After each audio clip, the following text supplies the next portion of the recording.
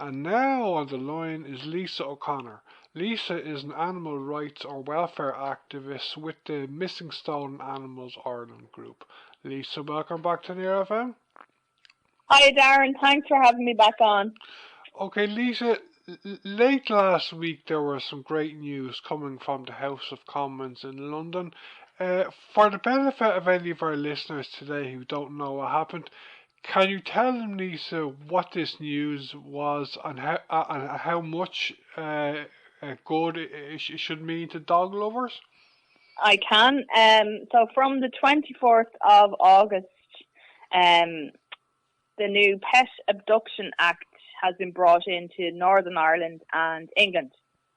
So what it is, it's specific offences for the abduction of cats and dogs, and it recognises that they are not mere property, but they are sentient beings.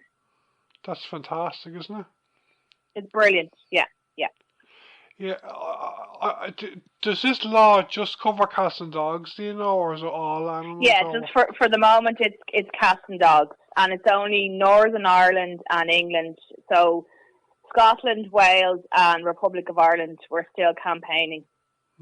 I'm somewhat surprised that the Scottish government and the Welsh government didn't take it on board as well. Like I know that they like to keep their independence, but it's such a positive act. What a Oh, it's brilliant. And actually, I had a meeting during the summer with the team behind the reform, and they've been campaigning for 10 years. Okay. Yeah. So I'm 4 years now. So. Yeah, I think this is great that this law is actually in Ireland now. But by that I mean Northern Ireland. And as you said there, you are calling for the same law to come into force in our country, aren't you? I am, yeah. I'm calling on the Irish government, and my petition is currently before the House of Oireachtas, and they will be looking at it again on the 18th of September when they come back to the Dáil after summer recess. And your petition is specifically on pet theft, is it? Yeah, exactly. Okay, and as you said there, you're campaigning on this issue for 4 years, and you've held a number of demos, haven't you? I have, yeah. I had 3 or 4 last year, I think there was. And you have a big demo coming up as well, don't you? Yeah, on the 25th of September, my lovely horse rescue are going to co-host it and help get the word out. So that will be from 12:30 to 2 outside Leinster House. I believe that World Animal Day 2024 is on the 4th of October, just about a week later. Lisa, if you hold your demo with My Lovely Horse in late September, the two events might clash. Just off the top of my head, would it not be better to focus on World Animal Day? I mean, we can incorporate it into the protest as well. I haven't actually thought about that yet, but thanks for mentioning it. I will look into it. Yeah. Okay, I'll be talking. We're recording this interview on Tuesday, and I'll be talking to John O'Callaghan from Dog Advocacy Ireland tomorrow, Wednesday, and our interviews are going out on Near FM on Sunday.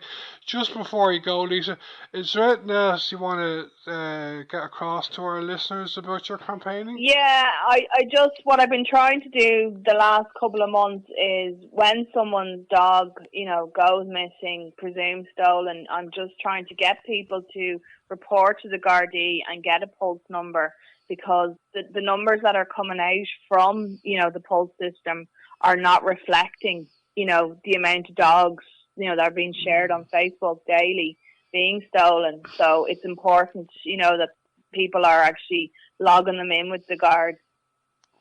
And I read someone say about the new law in England and Northern Ireland that it will make a difference. Like if someone gets 5 years in prison for robbing a dog or a cat, I think, do you think it will deter other people robbing them?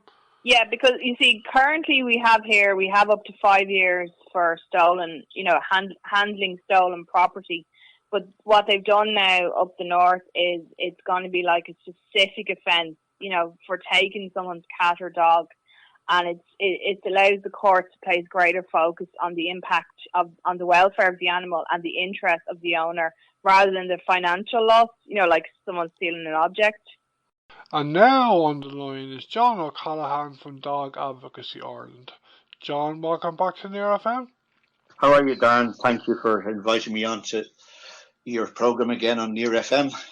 Okay, I only spoke to you on Near FM, John, around 6 weeks ago, and we are recording this interview today just after I recorded an interview with Lisa O'Connor from the Missing Stolen Animals Ireland group. I spoke to Lisa about this same topic yesterday, but in terms of the House of Commons in the UK, John, can you tell me and give our listeners a summary of what this new legislation is, and then tell me what you think of the new legislation? No problem. I'd be delighted to, Darren. Well, first of all, obviously, Lisa, I know Lisa O'Connor well, and the Missing Stolen Animals. She's doing Trojan work to try and create a greater focus on this matter, which is a serious issue. So I'm fully aware of Lisa, and we work kind of together on stuff like that, Yeah, to go back to your question, well, I suppose this first stems from, and it's only taken, whatever it is, 56 years for the UK to get to the Pet Abduction Act, Darren, would you believe?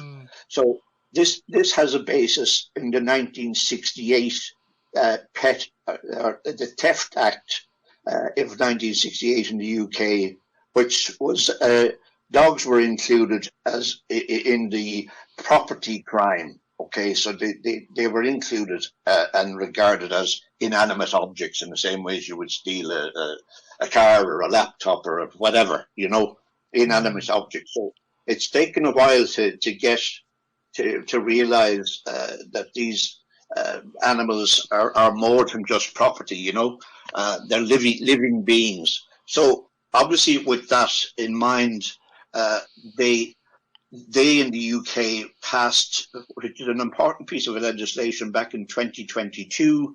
It's the UK Animal Sentience Act. And that act, without labouring the point, recognised that pet animals are sentient beings. So they're capable of experiencing pain and suffering. So the act grants special status to pet animals, such as dogs and cats. So I wanted to give you that background first and foremost before the introduction. It's only introduced since the 24th of August. This has come into force, this Pet Abduction Act. And at the behest of various animal welfare activists and groups, the UK government set up a pet theft task force to obviously investigate what needs to be done here in the best interest of the animals. And in their findings, which are interesting, the findings that they came up with from 2020 is that there were over 2,000 dogs stolen and 400 cat thefts. So clearly, that caused huge and considerable distress for the owners and the animals, the pets themselves. So then, hence, and that was 2022, the Animal Sentience Act, Darren.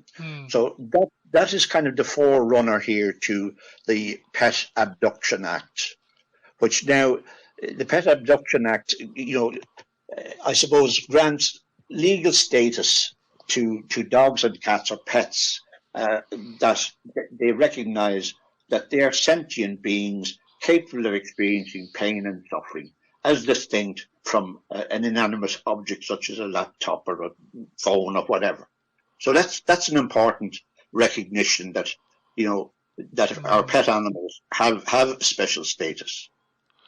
And I understand that the law is only in 2 countries in the UK, and it's and if you get caught robbing a dog or a cat, you could get a long time in prison, couldn't you? Well, there's up to 5 years in prison and a fine or both. So there are deterrents in place.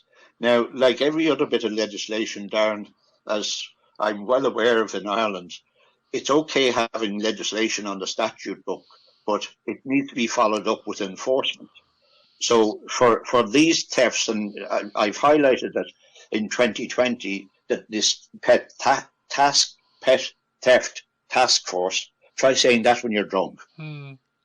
Right? But anyway, look, there were 2,000 dog thefts and 400 cat thefts in 2020.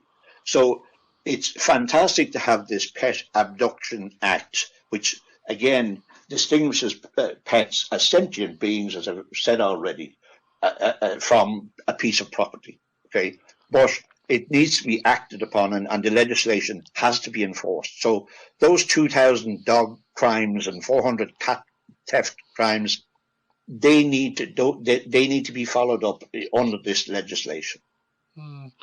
And the Act only covers England and Northern Ireland. I think it's disappointing that the Welsh and the Scottish governments didn't accept it also, do you think? Also? Well, yeah, the point there is the Welsh and Scottish governments are devolved governments. I know the devolved government in Northern Ireland as well, but for some reason, England and Scotland, or sorry, Wales and Scotland don't come under this Pet Abduction Act. But I do believe that there are steps in place to have similar legislation introduced in Wales and Scotland. I think the news as regards the Act is fantastic, I think, and it's great the way it's in Ireland now and Northern Ireland. And you and others, John, like Lisa, are calling for the same sort of legislation to be brought into Ireland, or the Republic of Ireland as well, aren't you? Oh, absolutely. I mean, this is an essential piece of legislation. And again, you know, I'm afraid the Republic of Ireland is a long way behind what the UK is doing currently. And I'm not suggesting that the UK is a perfect role model. It's certainly not. They're only catching up. As I said to you already, Darren, it's taken 56 years to reach this point of the introduction of the Pet Abduction Act. So, you know, but the UK, I have to say, are way ahead of Ireland when it comes to pet animal legislation, and more importantly, the enforcement.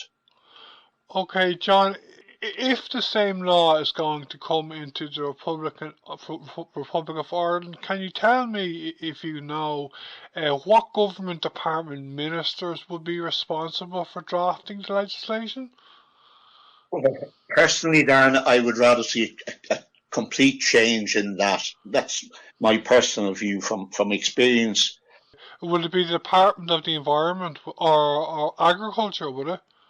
Yeah, look, Darren, I'd prefer to see it taken away from government departments. I would like to see the establishment of an independent animal welfare unit, because the current system is broken. It's not working, as we're aware in Ireland.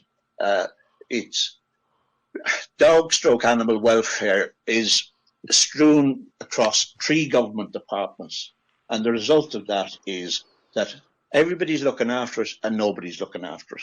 You know, that's the reality in Ireland at the moment. So I think we definitely need a change. We need to move away from the government departments who are deliberately not dealing with these issues and are not taking animal welfare seriously. You know, so an independent animal welfare unit needs to be established. That's my opinion, and that's from my experience of dog/animal welfare in this country. That's what needs to happen. When you say unit, you mean unit or authority, or what? Sorry? Well, yeah, when I say an animal welfare unit, I'm talking about an animal welfare unit or authority within the government guidelines. But an independent body that deals with has responsibility and accountability for all of animal welfare, not this fragmented approach of this department looks after one thing, you know, another department looks after the issuing of dog breeding establishment licenses, somebody else looks after, the Animal Health and Welfare Act. It's not working. It's broken. Okay, I agree with you that we do need something like that.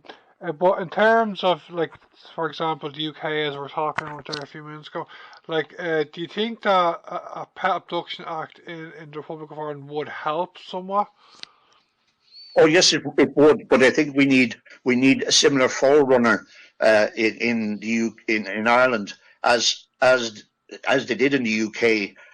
This Pet Abduction Act really wouldn't have teeth unless they had enacted the Animal Sentience Act in 2022, which is the forerunner to this, which recognises pet animals as distinct from just inanimate objects like pieces of property. So that gives a good foundation to this Pet Abduction Act, and that needs to happen in Ireland first, Okay, this is of course very obvious, I think, but I think any legislation new legislation as regards pets and animals, I don't think it's going to be enacted in the Republic of Ireland before the next general election, because the next general election is probably only a couple of months away.